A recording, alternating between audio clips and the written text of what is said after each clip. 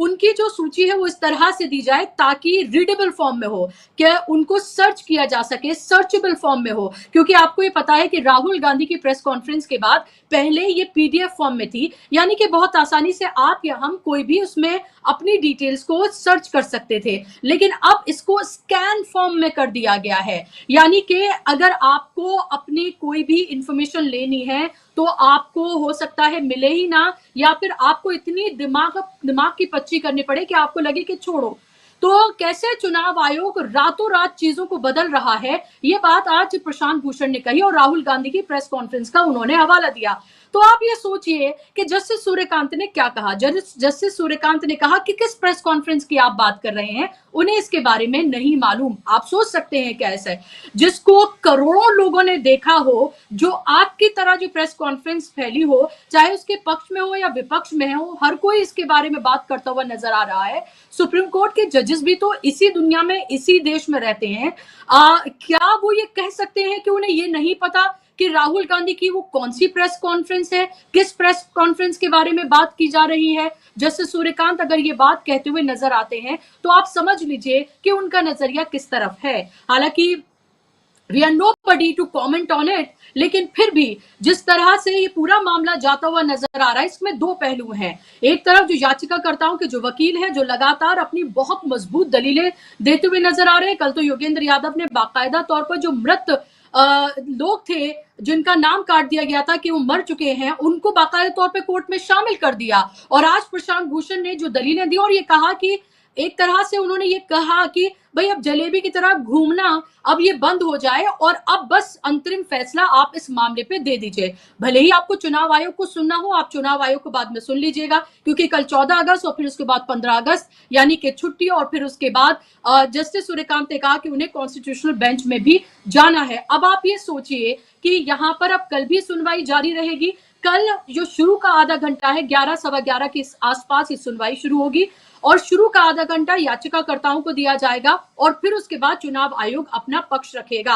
अब ये सवाल ये उठता है कि लगातार जो सवाल जवाब हो रहे हैं उसमें चुनाव आयोग का पूरा पक्ष लगभग आ चुका है। चुनाव आयोग पहले भी अपनी बात को रख चुका है। तो अब कौन सा वो पक्ष है जो बेंच को जानना है, जिसके बाद अभी भी वो चुनाव आयोग को मौका देना चाहते हैं? ये सीधे तौर पर ये कहा जा रहा है कि ये जो पूरा मामला है वो दरअसल वोटर्स को शामिल करने का नहीं बल्कि उनको डिलीट करने का है। ये उनको जो उनका संवैधानिक अधिकार है उससे वंचित करने का है सीधे तौर पर। यही बात लगातार जो याचिकाकर्ताओं के वकील हैं वो ये कह रहे हैं। उनको ये भी कहना है कि पूरी तरीके से असंवैधानिक है, चुनाव आयोग को ये इख्तियार नहीं है। लगातार वो फॉर्म 4 की बात कर रहे हैं, जो नियम बनाए गए हैं इसको लेकर उसकी वो बात कर रहे हैं। नागरिकता की जांच की जो बात है वो उसकी बात कर रहे हैं कि ये तमाम अधिकार चुनाव आयोग के पास नहीं है। इसमें महत्वपूर्ण सवाल एक ये भी है कि एनडीए में भी पूरी तरीके से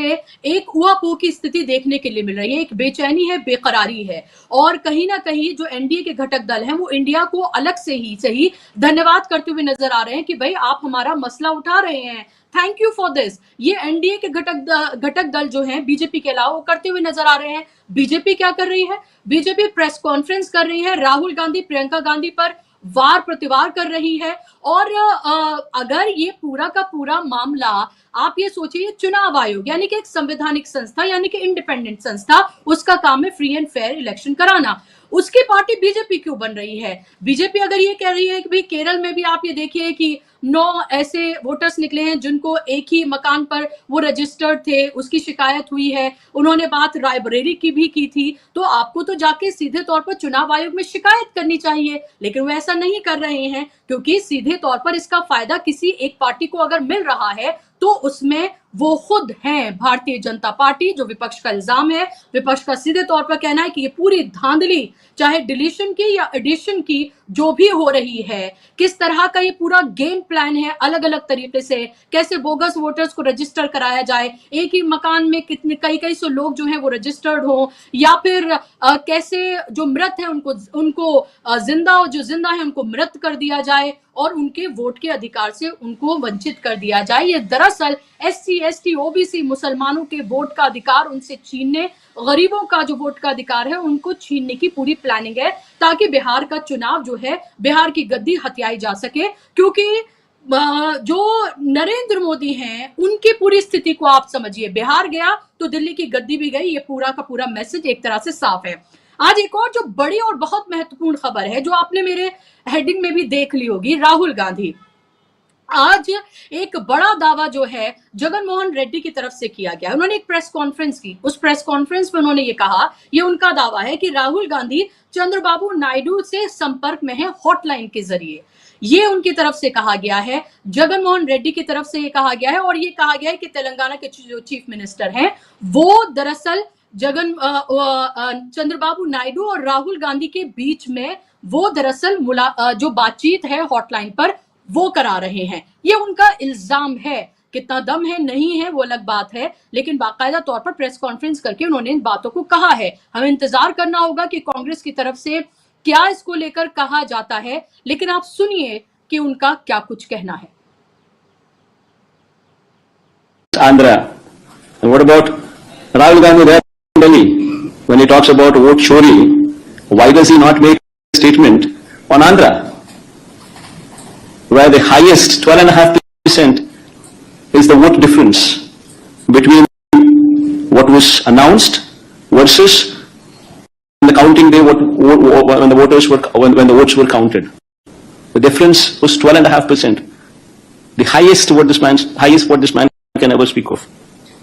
Why does he not speak about Arvind Kejriwal? When Arvind Kejriwal himself lost MLA election, his own MLA seat Arvind Kejriwal lost. Can you believe that? Why doesn't Rahul Gandhi talk about that? He doesn't. Because Rahul Gandhi does not talk about Andhra because Chandrababu Naidu is in touch with Rahul Gandhi through Revanth Reddy on a hotline. Is it not a fact? When all of you are journalists here, cross your hearts and speak for yourself and tell me, is it not a fact? And what should I comment on someone like Rahul Gandhi, who himself is not sincere to what he does? Sir, one last question. In the चलिए, BJP की जबानों बोलते हुए नजर आ रहे हैं, खासतौर पर last की जो लाइन उन्होंने बोली है कि जो करते हैं वो, उसमें उनके बारे में क्या कमेंट करूं, वो खुद जो कर रहे हैं उसके मामले में वो सीरियस नहीं है। ये हेडलाइंस डाइवर्जन की भी एक टेक्निक हो सकती है, क्योंकि बीजेपी बहुत डेस्परेट है, वो सब कुछ कर रही है कि कैसे जो सुर्खियों में राहुल गांधी बने हुए हैं, जो मिलियंस में लोग उनको देख रहे हैं, जो सोशल मीडिया पर घर नुक्कड़ चौराहे पर जो राहुल गांधी एक तरह से चर्चा का विषय बने हुए हैं, एक क्रेज जो वो बन गए हैं, वो उनसे ये हेडलाइंस कैसे छीन ली जाएं, ये उसकी एक तरकीब हो सकती है, जो फिलहाल जगन मोहन रेड्डी कह रहे हैं। लेकिन अगर इसमें एक और बात देखें कि चंद्रबाबू नायडू ने एसआईआर की पूरी प्रक्रिया पर बहुत गंभीर सवाल उठाए थे। उन्होंने चिट्ठी लिखी थी, एक डेलीगेशन चुनाव आयोग से मिला भी था, और उन्होंने कहा था कि ये किसी भी कीमत पर एक्सेप्टेबल नहीं है। उन्होंने इतने सख्त अल्फाज का इस्तेमाल किया था कि जितना इंडिया गठबंधन के दलों ने भी नहीं किया होगा। यानी कि एसआईआर पर जो एनडीए है, यानी कि बीजेपी के अलावा जो पार्टियां उसमें शामिल है, उन दोनों में भी रार है, खिंचाव है। कुछ खुलकर बोल रहे हैं, कुछ दबी जबान में बोल रहे हैं, लेकिन सीधे तौर पर ये सामने निकल कर आ गया है। इसीलिए कहा जा रहा है कि क्या बिहार के बाद दिल्ली में भी सत्ता परिवर्तन, बड़े पैमाने पर सत्ता परिवर्तन क्या होगा, और आने वाले जो इंडिपेंडेंस डे यानी कि परसों 15 अगस्त को प्रधानमंत्री क्या बोलते हैं। जाहिर सी बात है बिहार तो उसमें छाया ही रहेगा, लेकिन वो क्या बोलेंगे इस पर भी सबकी निगाहें होंगी। फिलहाल मेरे साथ 4 मेहमान जुड़ गए हैं, चारों मेहमानों को स्क्रीन पर आप ले आइए और उनसे हम ये जानेंगे कि जगन मोहन रेड्डी के इस बयान का क्या मतलब है, इसमें कितनी सच्चाई है। इसके अलावा हम ये भी जानने की कोशिश करेंगे कि कैसे चुनाव आयोग सुप्रीम कोर्ट में किस तरह से फंस गया है, और आगे हम इसमें क्या होता हुआ देखेंगे, क्योंकि कल भी इस पर सुनवाई होनी है। आप देख सकते हैं सिद्धार्थ शर्मा मेरे साथ हैं, पॉलिटिकल एनालिस्ट हैं। सिद्धार्थ जी, बहुत स्वागत में आपका कार्यक्रम में। मेरे साथ रिटायर्ड विंग कमांडर अनुमा आचार्य जी जुड़ गई हैं, तेज तर्रार स्पोक्स पर्सन हैं वो भारतीय माफ कीजिएगा कांग्रेस की, और इसके साथ साथ बिहार से अभी वो लौटी हैं और बहुत लोगों से उन्होंने वहां पर बातचीत की है, तो उन्हें फर्स्ट हैंड एक्सपीरियंस है। अनुमा जी, बहुत बहुत स्वागत आपका कार्यक्रम में। मेरे साथ रविंद्र शिरोन है, सीनियर जर्नलिस्ट हैं और लगातार इस मामले पर अपनी बात को रखते रहे हैं। रविंद्र जी, आपका बहुत स्वागत कार्यक्रम में। मेरे साथ विनय ठाकुर हैं, सीनियर जर्नलिस्ट हैं और पहली बार कार्यक्रम में जुड़े हैं। विनय जी, आपका भी बहुत स्वागत कार्यक्रम में। अनुमा जी, शुरुआत में आपसे करूंगी, कितनी उम्मीद आप लगा रही हैं सुप्रीम कोर्ट से, जो आज पूरा आपने जुड़े बहस देखी और जिस तरह से लास्ट में प्रशांत भूषण ने ये प्रेशराइज किया और ये कहा कि ठीक है आप चुनाव आयोग को सुनिए लेकिन आप अंतरिम आदेश दे दीजिए, और उसके बाद जगन मोहन रेड्डी जो कह रहे हैं, क्या चंद्रबाबू नायडू राहुल गांधी के संपर्क में है? आवाज खोले अनुमा जी की। जी अनुमा जी।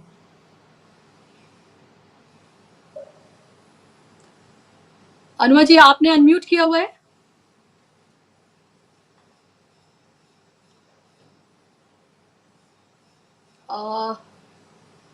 ओके ओके ठीक है मैं आपके पास आ रही हूँ, आप रिज्वाइन कर लीजिए। रविंद्र जी आपसे मैं जवाब चाहूंगी इस सवाल का जो मैंने अभी अनुमा जी से पूछा था।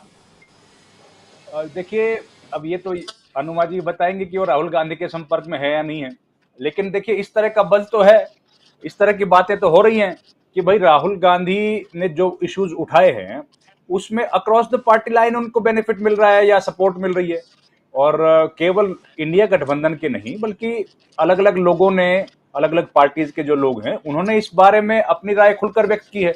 जेडीयू के गिरधारी यादव को आप जानती हैं, उन्होंने तो संसद भवन के बाहर उन्होंने ये बात बोली थी, और इस तरह से कई जगह से ये इस तरह की आवाजें सुनने को आई हैं, चाहे दबी जुबान में हो। और उस पर अब देखिए इलेक्शन कमीशन जिस तरह से काम कर रहा है वो तो खाली बीजेपी के लिए ही काम करता हुआ दिख रहा है ना, वो तो टीडीपी के लिए तो काम करता हुआ नहीं दिख रहा, वो जेडीयू के लिए तो काम करता नहीं दिख रहा ना। तो जाहिर है इन लोगों को भी तकलीफ होगी, इन लोगों को भी ये मसला जरूर इनके जहन में होगा कि जिस तरीके से पिछली बार हमने देखा था कि रामविलास पासवान की पार्टी को कैसे खत्म कर दिया गया था और किस व्यक्ति को उनके भाई पशुपति को मंत्री बना दिया, और उसके बाद जब चुनाव में जरूरत पड़ी तो फिर से रामविलास पासवान को साथ लेके आ गए। तो वैसी स्थिति सबको लग रही है, टीडीपी को भी जरूर डर इस बात का लग रहा है, एकनाथ शिंदे की पार्टी है, हमेशा स्टिकी ग्राउंड पे है।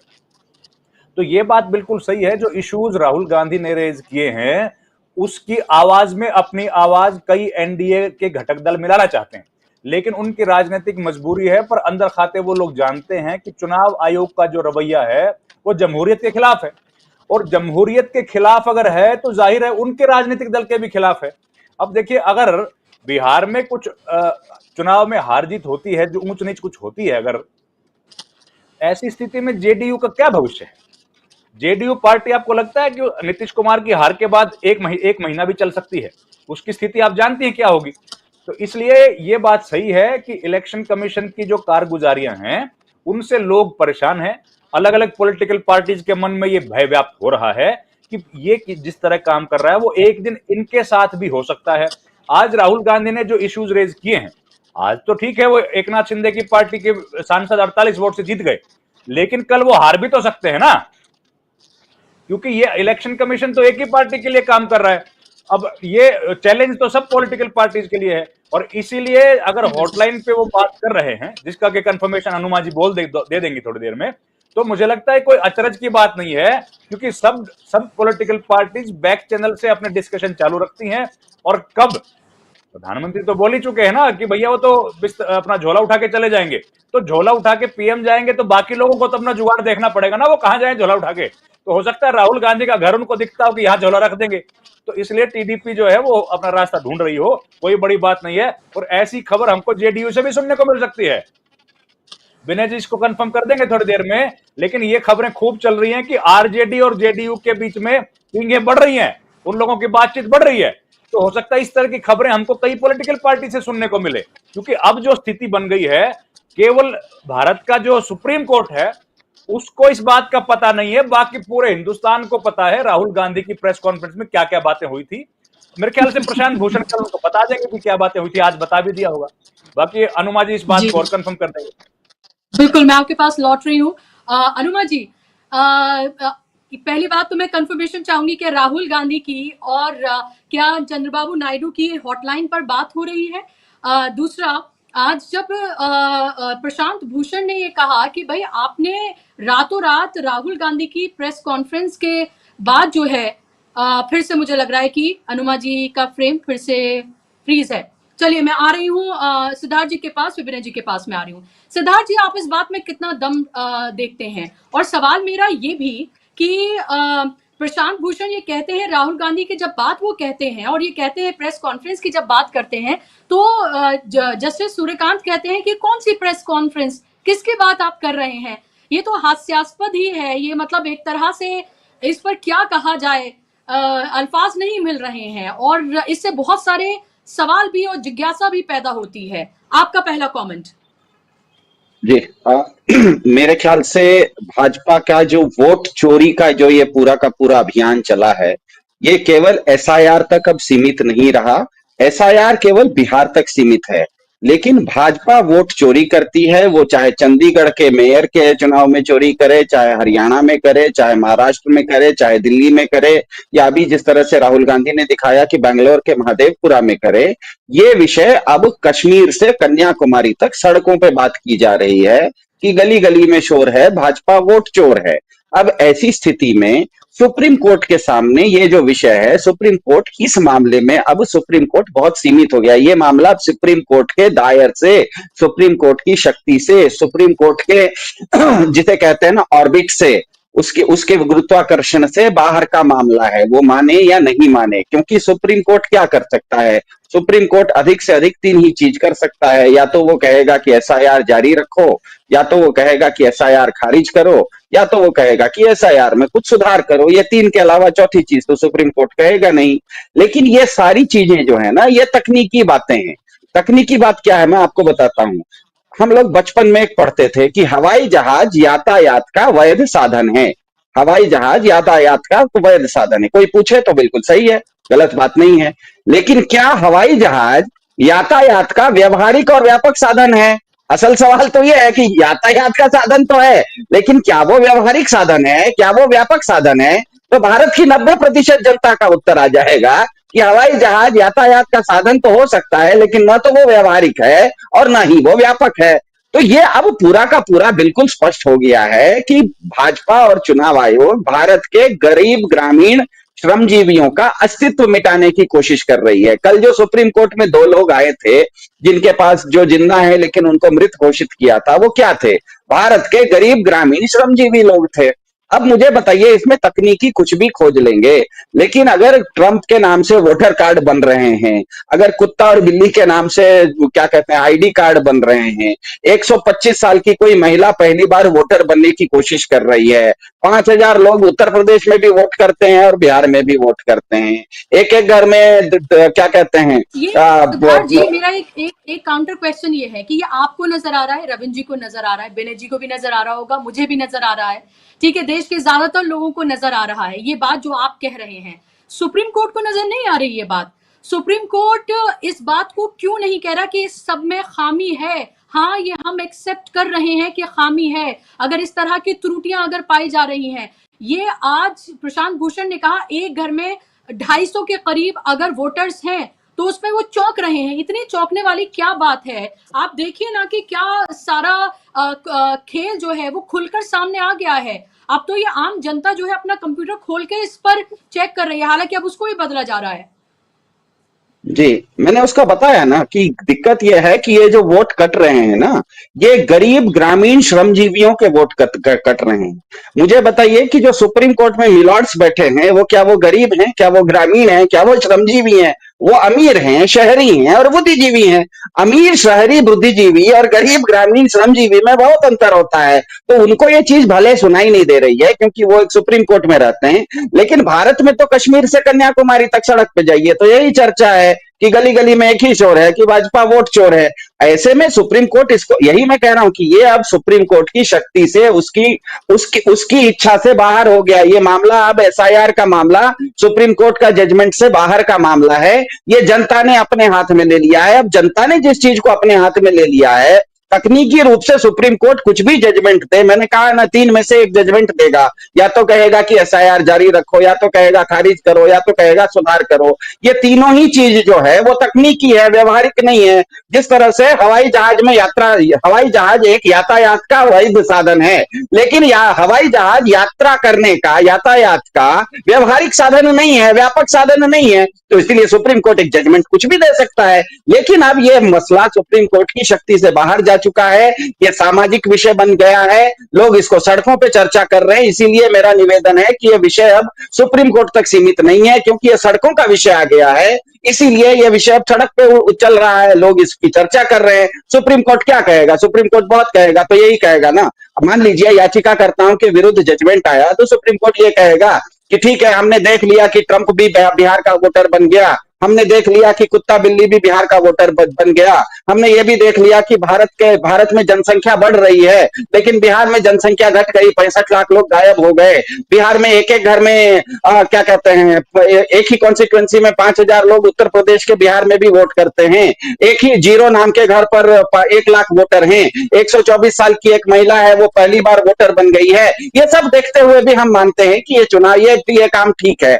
अगर मान लीजिए इस तरह का जजमेंट भी दे दिया, तो वो व्यवहारिक कितना है, जनता के बीच में वो व्यवहारिक कितना है? क्या क्या राजनीतिक दल उस तरह के जजमेंट को एक्सेप्ट कर लेंगे? क्या वो सड़कों पे नहीं उतरेंगे? क्या इसका मतलब ये होगा कि सुप्रीम कोर्ट का जजमेंट, फिर मैं कह रहा हूं सुप्रीम कोर्ट का जजमेंट ना आपके हमारे जैसे शहरी बुद्धिजीवी लोग पढ़ते हैं, जो गांव के बेचारे लोग हैं, वो बाढ़ में, बिहार में जाके देखिए, बिहार में बाढ़ में लोग ना एक घर से बगल के घर में जाने के लिए बेचारों को डेंगी की जरूरत पड़ रही है, नाव में घूम रहे हैं। वैसे में आप कहिएगा कि आपका नाम कट गया है, तो आप जाके बीएलओ के पास अपना नाम बनवाइए। किसके पास समय है? क्या एक गरीब ग्रामीण श्रमजीवी जनता को मालूम भी है कि उसका वोट कट गया है?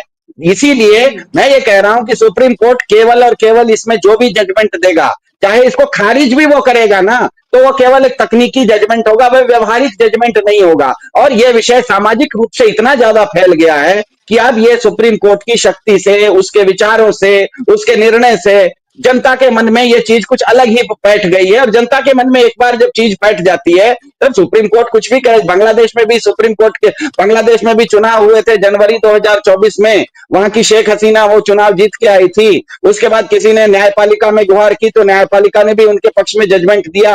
8 महीने के बाद अगस्त आया, उसी साल के 8 महीने के बाद अब शेख हसीना को भी और न्यायपालिका को भी, दोनों को बस्ता झोला उठा के चल देना पड़ा। तो ये चल देना क्योंकि क्या हुआ? क्योंकि न्यायपालिका जब जजमेंट दे रही थी, तो उसने ये नहीं देखा कि जनता की भावना क्या है, वो तकनीकी रूप से देख रही थी। क्योंकि न्यायपालिका के साथ दिक्कत यह है कि वो विशुद्ध न्याय भारत में नहीं देती है।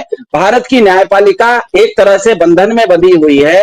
भारत में न्यायपालिका विशुद्ध न्याय नहीं देती है, वो कानून में जो लिखा हुआ है ना, वैसा न्याय देती है। इसीलिए अगर कानून गलत होगा, तो न्याय भी गलत हो जाता है, क्योंकि कानून ही गलत होता है। तो मेरे ख्याल से, लेकिन जनता को ये सब का पता नहीं है। जनता को चाहिए भाई, हमको न्याय होते हुए दिखना चाहिए। और यहाँ पर कोई एसआईआर का मामला नहीं है। पूरे भारत में अब जनता के मन में ये आ गया है कि भाजपा चुनाव चोरी करके जीतती है, और इसके लिए चुनाव आयोग का, केचुआ का वो मदद लेती है, केचुआ के कंधे पर चढ़ती है। इस कलंक को भाजपा या केचुआ कैसे मिटाएगा? सुप्रीम कोर्ट कैसे मिटाएगा? वो तो कलंक लग गया ना। जी बिल्कुल सिद्धार्थ जी, मैं लौट रही हूँ आपके पास। महत्वपूर्ण बात आपने कही है कि कलंक लग चुका है, उसको कैसे मिटाया जाएगा। लेकिन सुप्रीम कोर्ट को क्या, ये जो 2 जजेस की बेंच है, उनको क्या ये तमाम चीजें नहीं दिख रही हैं, जो तमाम बातें आपको, हमें और सबको नजर आ रही हैं? विनय जी बस थोड़ा सा इंतजार, मैं एक कॉमेंट ले लूं मैं अनुमा जी से, फिर मैं आपके पास आ रही हूँ। अनुमा जी, मेरा सवाल यही है जी, सबसे पहले मेरा सवाल, जो जगन मोहन रेड्डी ने कहा है, उस पर मैं आपकी प्रतिक्रिया चाहूंगी, क्योंकि सब लोग पैनल में भी चाहते हैं कि आप इसको कंफर्म कर दें कि क्या जगन मोहन रेड्डी की राहुल, जो कह रहे हैं कि नायडू की, क्या राहुल गांधी से कोई बातचीत हुई है हॉटलाइन पर? देखिए इतना मैं तो पहले सब आपको नमस्कार, लेकिन मैं ऐसा कोई कंफर्मेशन नहीं दे पाऊंगी, क्योंकि मैं जो चीज मुझे खुद को अपने खुद के जरिए से नहीं मालूम होती है, किसी के जरिए से, बहुत अधिकृत सोर्स से, तो मैं उसके ऊपर कोई कमेंट नहीं करना चाहूंगी। बस इतना है कि आज हम लोग इतने सालों से लोकतंत्र में है ना, तो आज भी हमें संकोच होता है, हम नहीं कह पाते हैं कि हमारे न्यायाधीशों को डर लग रहा होगा, हमारे न्यायाधीश किसी लालच में आएंगे, तो हम कहना ही नहीं चाहेंगे। लेकिन सुप्रीम कोर्ट की बात है, ये कहते हुए हमारे अंदर की हिचक कभी नहीं जाएगी, पर किसी तरह का डर है क्या, वो तो उनके जो दलीलें हैं उससे हमको दिखाई पड़ रहा है। मैं जब बिहार में थी, तो जैसा कि हमने इसी आपके ही यहाँ कुछ पैनलिस्ट ने कहा कि जो असल में किसान का मेरा जो वर्ग है, इसी का वोट जो है वो कटा है। तो बाढ़ का एक जिक्र आया, तो मैं आपको बताऊं, मैंने अभी देखा जो देसरी प्रखंड है एक राजा पाकर विधानसभा का, वहां पे बाढ़ आई तो लोग बागों ने क्या कागज उठाए? नहीं, लोग बागों ने अपने मवेशी उठाए, वो नावों पे अपने मवेशियों को लेकर आए।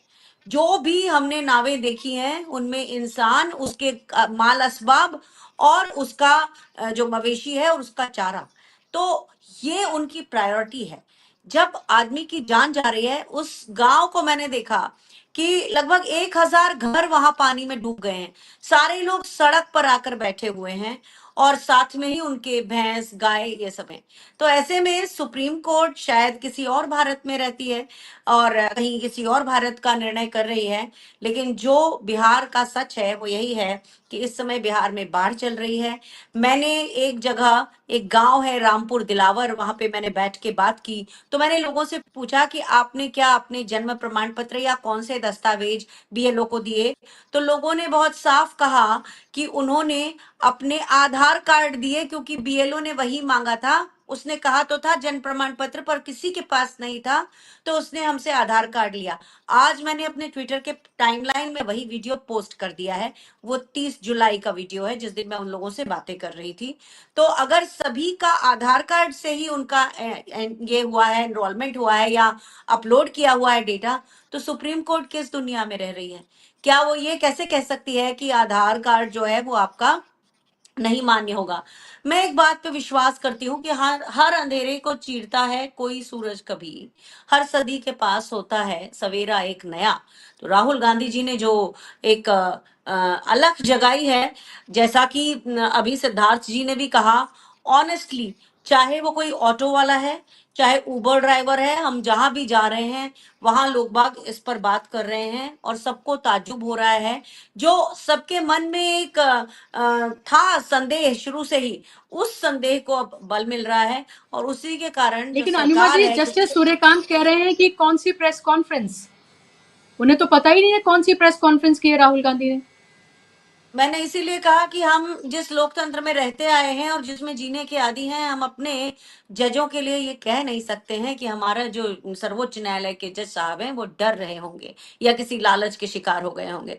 हमें ऐसा कहने में अभी भी संकोच होता है, क्योंकि कोई भी माननीय न्यायाधीश ऐसा तो नहीं हो सकता कि वो अनभिज्ञता का ऐसा ढोंग करे। हाँ, ये जरूर है कि न्यायालय में जो साक्ष्य लाया जाता है उसे माना जाता है, और अगर न्याय के बिल्कुल आप वर्बैटिम उस पर जाएंगे जो उनकी नीतियां हैं, तो उसमें ये कह सकते हैं कि मुझे यहाँ पर कोई साक्षी के रूप में प्रेस कॉन्फ्रेंस नहीं दिखाई गई है। ये सिर्फ एक ओढ़ा हुआ सच हो सकता है जिसको बोलना उनके लिए शायद उनकी कोई बाध्यता होगी, पर यह कहते हुए बड़ा संकोच हो रहा है कि ये उनकी कोई बाध्यता होगी। बहरहाल, जिस तरह के सबूत आए हैं, और मैं आपको अगेन फिर से बता रही हूँ कि मेरी ही ट्विटर टाइमलाइन पे आज फिर मैंने उन दोनों लोगों के वो वीडियो डाले हैं जिसमें एक को मृत घोषित करके नाम काट दिया गया था, यादव समाज के थे। दूसरी महिला, उनके पति को मृत घोषित कर दिया और उन्हें बता दिया गया कि वो स्थानांतरित हो चुकी हैं क्योंकि उनके पति की मौत हो गई। तो इस तरह से दो लोगों के मैंने ट्विटर टाइमलाइन में ये वीडियो भी डाले हैं, उस वीडियो के अलावा जिसमें मैंने ये बात की है लोगों से, गांव के लोगों के बीच में बैठकर, कि आपका कौन सा दस्तावेज लिया गया था। तो जस्टिस सूर्यकांत के सामने कोई प्रमाण के रूप में न्यायालय में उस प्रेस कॉन्फ्रेंस को नहीं दिखाया गया है, लेकिन निसंदेह उन्हें इस बारे में सब कुछ मालूम है। और जगन मोहन रेड्डी का तो एक सहारा भारतीय जनता पार्टी ले ही रही है। इससे पहले उसने हमारे सेना अध्यक्ष के कंधों का सहारा लिया, वायु सेना अध्यक्ष के कंधों का सहारा लिया। और तो और 15 अगस्त को मैं पहली बार देख के शर्मिंदा हूं कि एक क्विज शो में तीनों महिला अधिकारी तीनों सेनाओं से आ रही हैं, उनमें से 2 से देश परिचित है और उनको वहां लाकर भी इसी तरह का एक नैरेटिव गढ़ा जा रहा है कि ऑपरेशन सिंदूर एक सफल ऑपरेशन था। तो सरकार कोई भी उससे जितना हो सकता है भरसक प्रयास कर रही है, लेकिन मुद्दा लोगों के गांव चौक चौबारे की चर्चा का विषय बना हुआ है और इसमें सुप्रीम कोर्ट को भी ये समझ में आ ही जा रहा होगा। इसलिए मुझे ये उम्मीद है कि जो मैंने कहा कि हर सदी के पास होता है सवेरा एक नया, तो वो नया सवेरा शायद सुप्रीम कोर्ट के जजमेंट में हमें ना दिखे इस बार, लेकिन वो तो अब आके रहेगा क्योंकि अब जन आंदोलन को कोई रोक नहीं सकता है। ये मेरा पूरा भरोसा है। ओके ओके, जन आंदोलन ये बन रहा है, इसमें भी कोई दो राय नहीं है और ये देखा भी जा सकता है। और अगर ऐसे में जब कोई लेवल प्लेइंग फील्ड ना हो, जब मीडिया में एक तरह से एक हिस्से में उसको ब्लैकआउट किया जा रहा हो, जहां सिर्फ नेगेटिव खबरें जो है वो दिखाई जा रही हो, उसके बाद भी अगर राहुल गांधी की मुहिम जो है वो मिलियंस तक पहुंच रही हो, तकरीबन एक आंकड़ा मैं देख रही थी कि शायद 23 मिलियन लोगों तक अब तक ये पहुंच गई है, तो आप सोचिए कि ये मुहिम कितनी बड़ी बन गई है। और हर जन के मन में अब ये सवाल तो हो गया है कि वोट चोर गद्दी छोड़ और भाजपा जो है वो कैसे वोट चोरी के सहारे उसने सरकार बनाई है और चुनाव आयोग और उसकी मिलीभगत है, ये लोगों के जहन में अब सवाल पैदा हो गया है। अब इसको निकाला कैसे जाएगा, ये चुनाव आयोग की जिम्मेदारी है, लेकिन लग नहीं रहा है कि वो अपनी जिम्मेदारी कोई निभाएगा, वो साफ तौर पर दिख रहा है। विनय जी, मैं पहले आना चाहूंगी, इससे पहले मैं एसआईआर और सुप्रीम कोर्ट पर आऊं, कि क्या आपको ये लग रहा है कि एनडीए में भी एक बड़े पैमाने पर बेचैनी बेकरारी है? साकेत गोखले हैं टीएमसी के सांसद, उन्होंने ट्वीट किया था, उन्होंने कहा कि नाम नहीं बताएंगे वो, लेकिन एनडीए के कुछ सांसद जो हैं उनसे मिले और उनको थैंक यू कहा, यानी कि इंडिया को थैंक यू कहा, क्योंकि इस मामले को, वोट चोरी के मामले को बड़े पैमाने पर उठा रहे हैं। जगनमोहन रेड्डी आज ये दावा कर रहे हैं, हालांकि नायडू इसको एसआईआर को लेकर अपने ऐतराज जता चुके हैं, उन्होंने कह दिया है कि वो इससे अग्री नहीं करते हैं। कैसे देख रहे हैं आप इस सबको और इस पूरी उथल पुथल को और कमजोर होती मोदी जी की स्थिति को बीजेपी के अंदर भी, और फिर उसके बाद सुप्रीम कोर्ट में जो हो रहा है उस पर भी आपकी टिप्पणी? धन्यवाद बुसरा जी, मेरी आवाज आ रही है? जी जी। हाँ, देखिए, आपने जो बात कही, ये अक्सर देखा जाता है कि कई बार जो है जब कोई अपनी बात नहीं कह पाता है तो संसद में भी ये रिवायत रही है कि कई बार विपक्षी दलों के सहारे अपने सवाल पूछ लेते हैं कि मैं ये सवाल नहीं पूछ पा रहा हूं, आप ये सवाल पूछ लीजिए। पत्रकारिता में भी हम लोग ऐसा करते रहे हैं कि कोई खबर हम नहीं लिख पा रहे हैं तो हम अपने साथी को दे देते कि आप ये खबर कर लीजिए, है ना। तो जो बाकी जो दल है एनडीए में, उनको ये बात नहीं समझ में आ रही, ऐसा नहीं है, क्योंकि भाजपा की जो घोषित रूप से नीति है कि वो इस पूरी भारतीय राजनीति को द्विदलीय पद्धति पे ले जाना चाहती है और पार्लियामेंट्री के बजाय प्रेसिडेंशियल फॉर्म ऑफ गवर्नमेंट में ले जाना चाहती है, जिसको आसानी से कॉर्पोरेट फंडिंग के जरिए जो हमारा इलेक्शन जो सिस्टम है उसको कंट्रोल किया जा सके। आपने अभी बात की कि किस तरह से लोग ये राहुल गांधी का जो संदेश है वो किस तरह से बड़े पैमाने पर जंगल में आग की तरह फैल रही है। देखिए, फिजिक्स में एक फेनोमेना होता है जिसको हम लोग कहते हैं रेजोनेंस। जब ड्राइविंग फ्रीक्वेंसी नेचुरल फ्रीक्वेंसी से मिल जाती तो बहुत बड़ा कंपन होता है।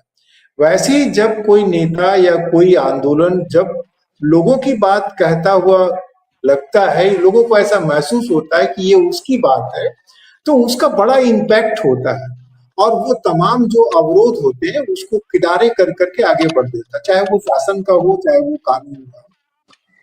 देखिए, कानून और समाज के बीच का रिश्ता जो है उसमें कहीं ना कहीं ये बात जरूरी है कि समाज उसको स्वीकार करता है या नहीं करता है। और अगर समाज स्वीकार नहीं करता है तो कई बार जो कानून जो होते हैं वो बदलाव नहीं ला पाते हैं। जब तक आपके सामने इसके बहुत सारे उदाहरण है, चाहे वो दहेज प्रथा वाला कानून हो चाहे और कानून हो, कि कानूनी रूप से वो अवैध है लेकिन वो समाज में एग्जिस्ट करती है। एक बात हमारे एक पैनलिस्ट ने कहा कि जो सुप्रीम कोर्ट जो निर्णय दे रहा है या जो ईसीआई जो बहस कर रही है वो कानून के तकनीकी पहलू के आधार पर कर रही है, और हमको वो बात वहीं से उठानी चाहिए जो मैंने कही कि स्वीकार्यता और अस्वीकार्यता की, कि जब सुप्रीम कोर्ट ये कह रही है कि मामला जो है वो ट्रस्ट डेफिसिट का है राजनीतिक पार्टियों के बीच में, तो यही मूल बात है कि जब लोकतांत्रिक जो व्यवस्था है उस व्यवस्था में मूल बात ही ये है कि कैसे लोगों की जो भागीदारी होगी, कैसे स्वीकार्यता होगी, क्योंकि ये हमारा रिप्रेजेंटेशनल डेमोक्रेसी है ना। तो इसमें ये बहुत जरूरी है कि जो शासन जो है वो रिप्रेजेंट करे लोगों को, लोगों में को ये लगे, लोगों को ये स्वीकार हो कि ये हमारी बात है, हमारा शासन है। जब शासन इससे दूर चला जाता है तो वो फिर सिर्फ चुनाव कराना तकनीकी आधार पर ये लोकतंत्र का कहीं से सूचक नहीं है। और जिस ढंग से शुरू से ही आप देख लीजिए कि चुनाव आयोग के जो है नियुक्ति से लेकर के, जिसमें पूरी तरह से ये कोशिश की गई कि इस पूरी प्रक्रिया को जो है पारदर्शी और भागीदारी वाली बनाने की बजाय ये कोशिश की गई कि जो विपक्ष है उसको रहते हुए भी अनुपस्थित कर दिया जाए।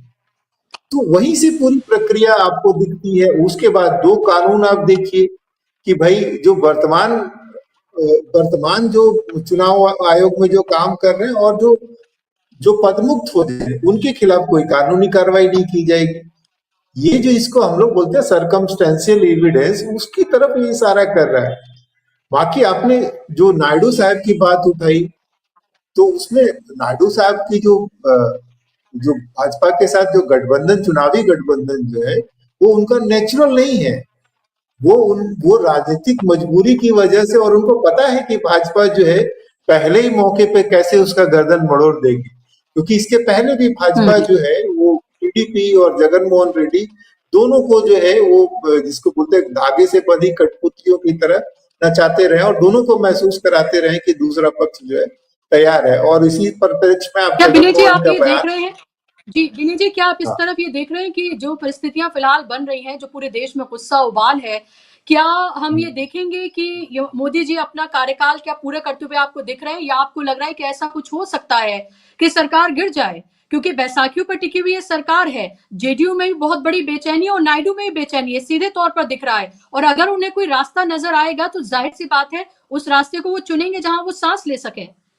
बहुत संक्षेप में आपसे, फिर मैं रविंद्र जी आपके पास। दूसरा जी, ये जो बिहार की जो चुनाव है और इसके लिए हर चीज दांव पर लगा करके उस चुनाव को जीतने की जो कवायद है, वो इसीलिए है कि बिहार का चुनाव ये तय करेगा कि राजनीति की लहर जो है वो पलट रही है या आगे जाएगी, है ना। पहले ही नीतीश जी और नायडू असहज हैं, और ये जो धनखड़ जी का प्रकरण हुआ है उसमें ये बातें भी आई कि नायडू से रीच आउट करने की बात कही गई, और जो आपने कही कि जो रेवंत रेड्डी जो है वो बीच में सूत्र बनने की कोशिश कर रहे हैं, तो रेवंत रेड्डी ये कर सकते हैं कि वो मूलतः टीडीपी से होते हुए आए हैं, और नायडू वो एक कनेक्शन तो है ही, है ना। तो राजनीति में आप किसी भी चीज को खारिज नहीं कर सकते, और भाजपा में तो कम से कम ये इतिहास रहा है कि वो चौंकाती रही है कि आपको और हमको ये लग रहा हो कि मोदी जी अपराजय हैं और उनके सामने कोई नहीं है। पता चला एक दिन अचानक मोदी जी आकर के, जैसे उन्होंने किसान बिल वापस ले लिए, ऐसी एक दिन उन्होंने घोषणा कर दी। तो ये जो हलचल है ना, ये जो तूफान से पहले की चुप्पी है, और इसकी थाह जो है राजनीतिक पत्रकारों को इसलिए नहीं लग रही क्योंकि भाजपा ने सूचना के तमाम स्रोतों पर जो है वो बंदिश लगा रखी है। पहले की तरह जो है पत्रकारों को ऑफ द रिकॉर्ड ब्रीफिंग नहीं होती है, और ना ही उनको जो पुराने जिन लोगों के संबंध है वो तो है, पर नए लोगों के इतनी गुंजाइश नहीं है कि वो जो डिसीजन मेकर्स हैं, जो की प्लेयर्स हैं, उनके साथ उनके बहुत अनौपचारिक संबंध। भाजपा बहुत एक क्लोज्ड ओपेक पॉलिटिकल सिस्टम की तरह ऑपरेट कर रही है। ये हमारे लिए जो है वो शुभ संकेत है। बुशरा जी। ओके ओके, आपके पास मैं लौट रही हूँ। रविंद्र जी, क्या आप में आपको इसमें जो हम पूरी बातचीत कर रहे हैं और खासतौर पे इंटरेस्टिंग ये हो गया है कि क्या ये सिर्फ हेडलाइंस मैनेजमेंट का कोई तरीका है या फिर ये ऐसे ही धुआं नहीं है, कहीं तो कहीं ना कहीं कोई आग तो लगी है, क्योंकि आप ये देखिए कि राहुल गांधी का लोहा तो सब मान रहे हैं, उनके जो आलोचक रहे हैं वो भी ये मान रहे हैं कि बंदे में दम तो है, जो उसने पूरा सिस्टम हिलाकर रख दिया है। क्या इतना दम है कि बाजी जो है वो पूरी तरीके से पलट दी जाए, या इंतजार बिहार के इलेक्शन का है, क्योंकि यात्रा भी शुरू करने जा रहे हैं राहुल गांधी? बिल्कुल बिल्कुल। देखिए बुशरा जी, जब हम तो अगस्त के महीने में बैठे हैं, बहुत पावन महीना हमारे लिए, तो 15 अगस्त को देश आजाद हुआ। तो अगस्त जब भारत आजाद हुआ उसके पहले भी देश तो वही था ना, देश में तो कोई बदलाव नहीं था। लेकिन एक व्यक्ति ने पूरे हिंदुस्तान को हिम्मत दी, गांधी ने। उन्होंने हिम्मत दी कि भाई हम लोग इन अंग्रेजों को भगा सकते हैं, और उनके साथ दूसरे लोगों ने भी हिम्मत दी और भारत एकजुट हो गया। हालांकि 200 साल लगे। वो हिम्मत मुझे लगता है विपक्षी पार्टियों को राहुल गांधी ने दे दी है। जिस तरह से संसद में खड़े होकर लोकसभा में, और आज तक प्रधानमंत्री नरेंद्र मोदी के बारे में गोदी मीडिया या बाकी लोग क्या कहते थे कि भाई ये तो बहुत मजबूत व्यक्ति है, ये इनसे तो सब डरते हैं। और राहुल गांधी ने वही किया कि भैया डर तो किसी बात का है ही नहीं, और वो जो निडरता है। और जब मोदी की आंख में आंख डालकर सदन के पटल पर राहुल गांधी ने सभी बातें बोली और उसके बाद इतना एक शानदार प्रेस कॉन्फ्रेंस किया, तो उसमें वो डर जो है लोगों का खत्म हो गया और वो हिम्मत वापस आई। मुझे लगता है ये जो हिम्मत की कमी पॉलिटिकल पार्टीज में थी कि ईडी है, सीबीआई है, ये सब हम लोगों को कुछ परेशान करेगी, वो हिम्मत खत्म हुई, वो डर खत्म हुआ और वो हिम्मत वापस उनके पास आई। पॉलिटिकल, ये तो देखिए पहले भी होता था, सरकारें विपक्ष की हो चाहे सत्ता पक्ष पे हो, स्टेट्स में अलायंस बनते और बिगड़ते रहते थे। ये तो अब ऐसा हुआ है ना कि डर इस बात का हो गया कि आपके ऊपर झूठे केस कायम किए जाएंगे और फिर जेल भेजा जा सकता है। इस वजह से पॉलिटिकल पार्टीज अब इस तरह के कदम नहीं उठाती हैं कि बीजेपी से दूर जाएं। लेकिन बीजेपी के साथ उन लोगों में रहने में कितने वो खुश हैं, कितने नाखुश हैं, ये तो कोई छिपा हुआ रहस्य तो है नहीं, सब लोग जानते हैं इस बात को। तो वो जब ताकत आ गई है, वो जब हिम्मत आ गई है, और अब हम लोग देख रहे हैं कि पहले जब कांग्रेस के अंदर से भी कई बार हम लोगों को आवाजें सुनने नहीं मिलती थी, अब वो आवाजें भी सुनने में मिल रही हैं। अब लोग जो है अलग अलग दिशाओं से हम लोगों को आवाज आ रही है कि अब जो है वो अपने अपने स्टेट्स में वोट को लेकर के यात्रा होंगी। और इंडिया गठबंधन ने जो एकजुटता दिखाई है, अब इसके बाद आप बताइए नायडू, जेडीयू या दूसरे पॉलिटिकल पार्टीज हैं, उनके अंदर से भी तो वो डर खत्म होगा ना। उनको तो सबसे बड़ा डर लग रहा है कि उनका अस्तित्व रहेगा कि नहीं रहेगा, और उस अस्तित्व को बचाने के लिए, अपने आप को मजबूत करने के लिए वो लोग तो तैयार बैठे हैं। जैसे ही मौका मिलेगा तो पहली फुर्सत में वो लोग तो दीवार फांद के दूसरी तरफ चले जाएंगे। और वो हिम्मत जो है वो राहुल गांधी ने कहीं ना कहीं दे दी है। ये आग नहीं है, ये धुआं अकेला नहीं है, इसके पीछे बिल्कुल आग है बुशरा जी। और हम लोग जिस परिस्थिति में इस वक्त बैठे हैं और जिस तरह से हिंदुस्तान के चारों तरफ अलग अलग तरह की समस्याएं खड़ी हो गई, चाहे वो ट्रंप खड़ी कर रहे हो, चाहे वो इकोनॉमिक फ्रंट पर हम लोगों को देखने को मिल रहा हो, या फिर जो स्ट्रेटेजिक भारत की जो पार्टनरशिप्स हैं उसमें देखने को मिल रहा हो, चीन और पाकिस्तान की जो एकजुटता है वो देखने को मिल रही हो, इंटरनल इश्यूज जो हिंदुस्तान के गहरा गए हैं, वो तमाम चीजें इस बात की तरफ इशारा करती हैं कि सरकार बैकफुट पे है, उसके अलाइज जो हैं वो बेचैन हैं। और इंडिया गठबंधन विपक्ष पे होने के बावजूद भी एक मत है, एक आवाज में, एक सुर में जब 300 सांसद खड़े हो सकते हैं, ऐसा तो इसके पहले नहीं हुआ। सरकारें तो विपक्ष में बहुत रही हैं, सरकारें तो बहुत रही हैं, विपक्ष भी बहुत रहा है, लेकिन 300 सांसद तो कभी इकट्ठे नहीं हुए। और वो भी किस मुद्दे पर? ये मुद्दा वही है जिसमें हर हिंदुस्तानी का और हर राजनीतिक दल का मुस्तकबिल जुड़ा हुआ है, और उसी के साथ जोड़कर राहुल गांधी ने यह मुद्दा उठाया है। और मुद्दा ऐसा उठाया है कि अब यह मुद्दा संसद से सड़क तक और सत्ता पक्ष से विपक्ष तक सब लोगों के जहन में घुस गया है, और इस मुद्दे के साथ सब लोग अपने भविष्य को देख रहे हैं। इसलिए तमाम जो एनडीए गठबंधन के लोग हैं उनके अंदर भी बेचैनी साफ तौर पर देखी जा रही है। आप कैमरा बंद करके किसी भी सांसद से बात कीजिए, उनका कहना है कि बात तो सही है यार, ऐसा मामला चल तो रहा है। तो वो हिम्मत अब आ गई है, और वो हिम्मत का ही तो सारा खेल है। अब ये हमारी बहन बैठी अनुमा, ये तो अनुमा जी, ये तो सारी जिंदगी इन्होंने तो फौज में निकाल दी, फौज में तो एक दिन नहीं रह सकते बिना हिम्मत के आप, वहां तो खेल ही हिम्मत का है सारा। तो जो हिम्मती होगा अब वो लड़ाई लड़ेगा। और देखिए पूरा देश तो तब भी एक साथ नहीं हुआ था जब महात्मा गांधी ने आंदोलन किया, कुछ लोग तो उस वक्त भी अंग्रेजों के साथ खड़े थे। तो उतने लोग जितने आजादी के लिए जरूरत थी वो लोग साथ आ गए। आज बदलाव के लिए जितने लोगों की जरूरत है, लोकशाही को बचाने के लिए जितने लोगों की जरूरत है, वो लोग साथ हैं, बाकी लोग धीरे धीरे साथ आएंगे। और ये देखिए जो ये जो पूरा आंदोलन है, इस तरह का आंदोलन बिल्कुल मजबूती के साथ खड़ा है सड़क पर, संसद के भीतर खड़ा है, और अब जनता तक पहुंचेगा। इसके लिए बस हमको देखना है, और उसके बाद पॉलिटिकल जी पार्टी चाहे इधर की हो चाहे इधर की हो, वो इस मुद्दे के साथ खड़ी हुई हमको दिखेंगी। जी बुशरा जी। ओके ओके ठीक है। सिद्धार्थ जी मैं आपके पास आ रही हूँ, उससे पहले अनुमा जी का एक कमेंट, फिर मैं आपके पास आ रही हूँ। अनुमा जी ये सवाल ये उठ रहा है कि मान लीजिए कि कल ये फैसला सुप्रीम कोर्ट ये सुना देता है कि वो इस पर अंतरिम रोक एसआईआर पर नहीं लगा रहा है, ये प्रक्रिया इसी तरीके से जारी रहेगी। हो सकता है कोई ऐसा वो फैसला दे दे कि ना वो कंप्लीटली चुनाव आयोग के हक में हो, ना ही वो कंप्लीटली जो याचिका करता है उनके हक में हो, क्योंकि जिस तरह की जिन्हें बहस चल रही है उससे इतना तो समझ में आ रहा है कि पूरी तरीके से रद्द करने के मूड में तो एसआईआर के नजर नहीं आ रहा है चुनाव आयोग। ऐसा होता तो अब तक रद्द जो है वो कर दिया गया होता। इसके बाद अगर ऐसा नहीं होता है तो फिर आप कुछ कहना चाह रहे हैं?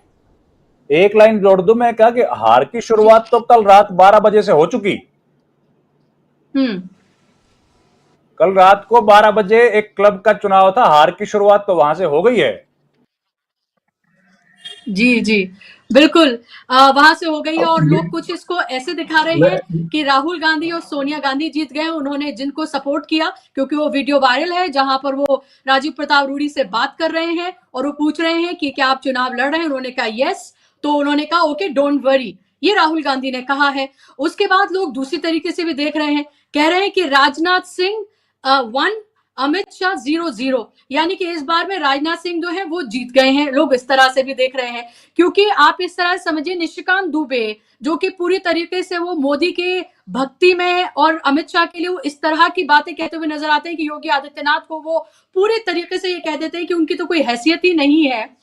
वो अगर किसी और को सपोर्ट करें तो आप समझिए कि बीजेपी वर्सेस बीजेपी हुई है, बीजेपी वर्सेस बीजेपी में जिसको कांग्रेस ने सपोर्ट किया वो जीत गए।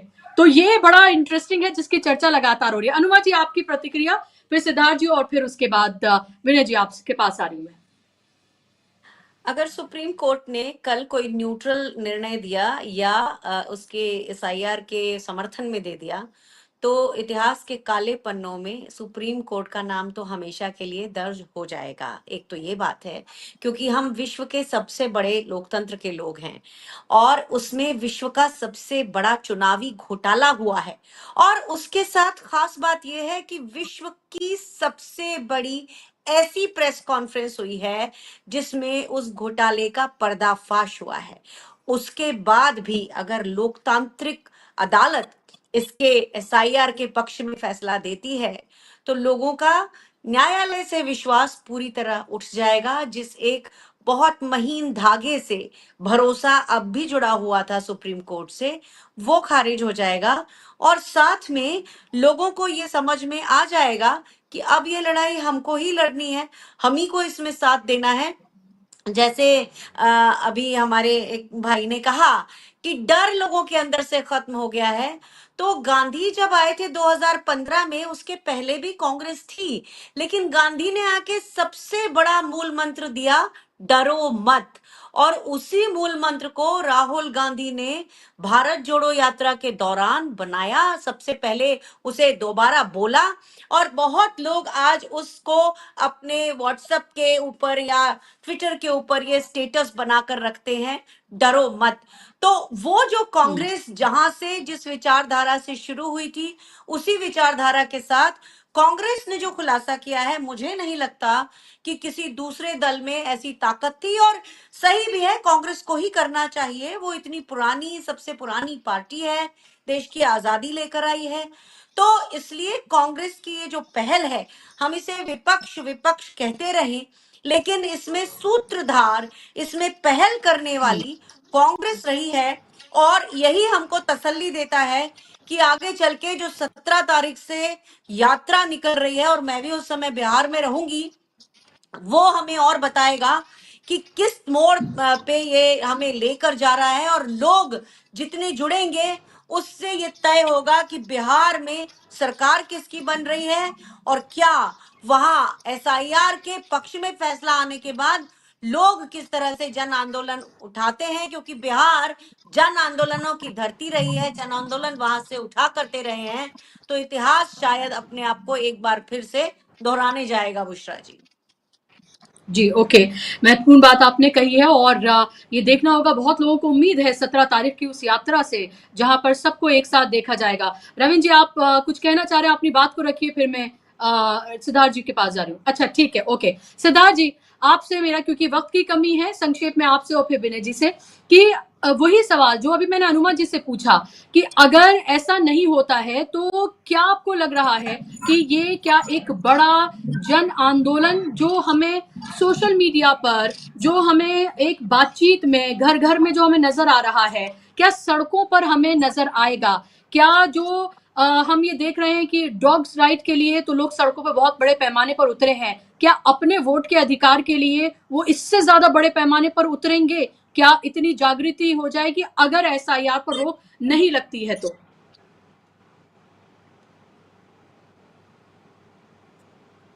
सिद्धार्थ जी, सिद्धार्थ जी की आवाज खोले। जी, जिस तरह से कश्मीर से कन्याकुमारी तक सड़कों पे चर्चा हो रही है कि गली गली में शोर हो रहा है भाजपा वोट चोर है, इसमें दो पार्टियां तो स्पष्ट हो गई हैं कि एक भाजपा है और दूसरा वो केंचुआ का उपयोग करती है। जो भी इस निर्णय को और ज्यादा बल देता है या इस चीज को आगे बढ़ाता है, उसके माथे पर भी कलंक ज्यादा होते चला जाएगा, चाहे वो न्यायपालिका हो, चाहे वो गोदी मीडिया हो। इसको कहीं ना कहीं जो नहीं रोकेगा वो कलंकित होगा। और क्योंकि सड़क पर चर्चा अलग है और सिर्फ सड़क पे नहीं है, जिस तरह से शौरन जी ने कहा, भाजपा के अंदर एक बहुत बड़ा बलवा मचा हुआ है। एक कल दिल्ली में कॉन्स्टिट्यूशन क्लब का चुनाव हुआ। कॉन्स्टिट्यूशन क्लब में केवल सांसद लोग ही वोट करते हैं। उसमें तथाकथित भाजपाई चाणक्य के नुमाइंदे चुनाव हार गए। मतलब भाजपाई सांसदों ने ही अपने हाईकमांड के खिलाफ वोट दे दिया। इसका मतलब क्या है? भाजपा के अंदर बहुत बड़ा बलवा मचा हुआ है। और जहां तक आपने कहा, आपने कार्यक्रम में शुरुआत में आंध्र प्रदेश का जिक्र भी आया कि चंद्रबाबू नायडू से क्या कहते हैं, राहुल गांधी के साथ उनके संबंध है। तो एक चीज ध्यान में रखिएगा, ये डेटा कोई भी सर्च करके देख लीजिए, 1985 से अभी तक करीब करीब कितने हो गए, 25 और 15, 40 साल में भारत में 10 बार लोकसभा चुनाव हुए हैं। और हर लोकसभा चुनाव में नंबर 1 पे हमेशा क्षेत्रीय पार्टियां ही आई हैं। 543 जो भारत में सीट है, उसमें 316 सीटों पर, मतलब करीब करीब 2/3 की सीटों पर क्षेत्रीय दल नंबर 1 पे रहते हैं। उन्हें हमेशा 40% से ज्यादा वोट आता है।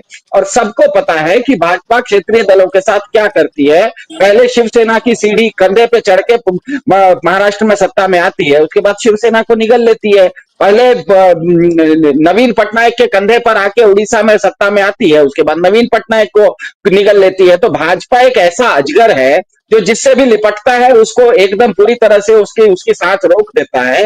ये सबसे ज्यादा क्षेत्रीय दल जानते हैं। और इसमें भारत में चुनाव बहुत अच्छे से निष्पक्षता से हो, इसमें राष्ट्रीय दलों से ज्यादा अस्तित्व का संकट क्षेत्रीय दलों को है।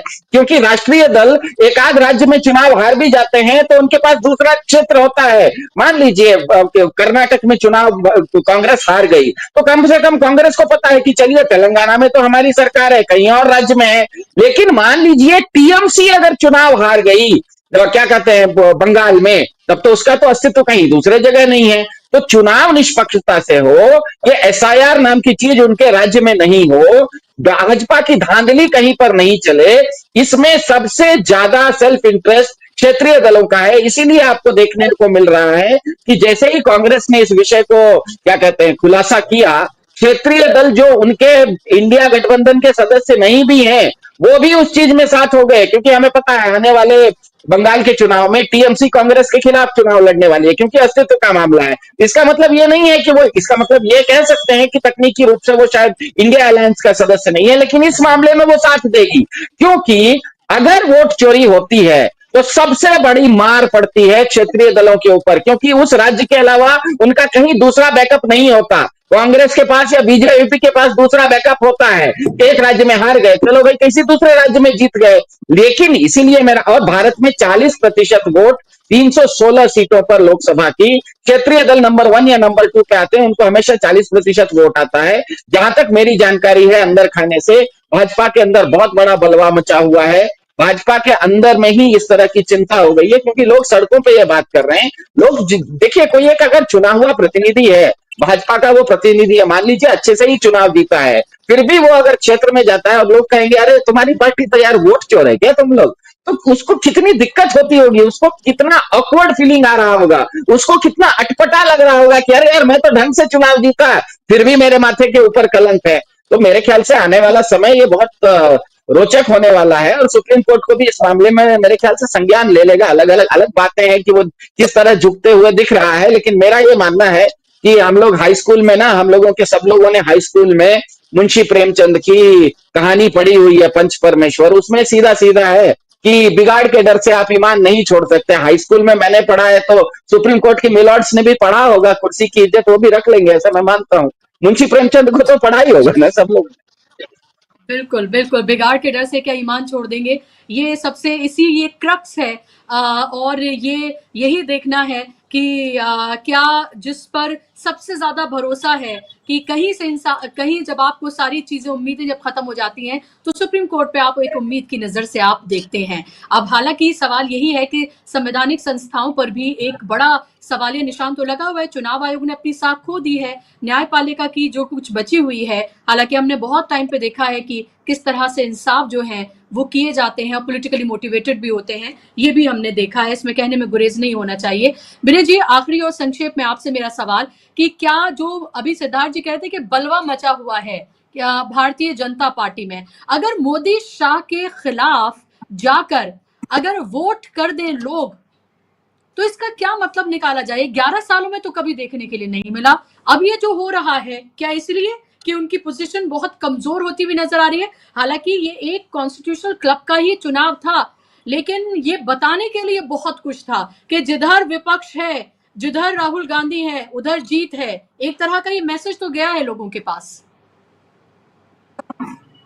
और दूसरा जी, इस चुनाव में ये साबित हुआ है कि वो जो नैरेटिव जो गढ़ने की जो ताकत थी उनकी, कि वही सबसे बड़े देशभक्त है और वही अपराजय है, वो ध्वस्त हुआ है। और देखिए कि जो सोशल मीडिया की यही ताकत है कि सत्ता संस्थानों को भी जो है वो नैरेटिव के मामले में पोल पोजीशन लेने की अनुमति नहीं देता है। वो किसी के पास से नैरेटिव्स को बनाने की, और बहुत कोशिश करके जो भाजपा ने जो नैरेटिव गढ़ा था कि राहुल गांधी पप्पू हैं, शासन के लिए अयोग्य हैं, देश हित के खिलाफ बयानबाजी करते, वो पूरी तरह से ध्वस्त हो गया। और एक बात और मैं कहना चाहूंगा, जो बात पंच परमेश्वर वाली कहानी के जरिए आई है, उसमें हमारा जो संविधान है उसमें प्रोसीजर एस्टैब्लिश्ड बाय लॉ नहीं है, इसमें दोनों का मिक्स है, प्रोसीजर एस्टैब्लिश्ड बाय लॉ और ड्यू प्रोसेस ऑफ लॉ। कोई बात तकनीकी रूप से, अगर कानूनी तकनीकी रूप से सही है, ये पर्याप्त नहीं है, उसके लिए उसका दार्शनिक रूप से और ज्यूरिस्प्रूडेंस के तौर पे सही होना बहुत जरूरी है। ये विवाद जो है फंडामेंटल राइट्स और उसमें डायरेक्टिव प्रिंसिपल वाले में काफी आ चुकी है। तो इसलिए ये कह के कोई नहीं बच सकता है कि जो है ये कानूनी रूप से ये है, हम संवैधानिक संस्था हैं, हम नहीं खोलेंगे।